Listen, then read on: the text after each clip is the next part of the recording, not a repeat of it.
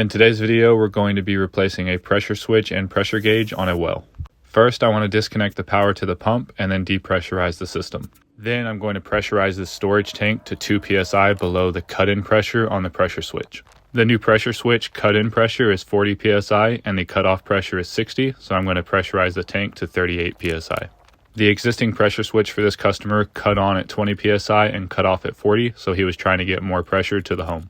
The old pressure gauge was no longer reading properly, so I replaced that as well. When I put the new one on though, I noticed that the pressure was holding on it already, so I took this old 90 off that was clogged and then put it on without that. Once the new pressure switch and pressure gauge was installed, I reconnected the wiring and turned the power back on.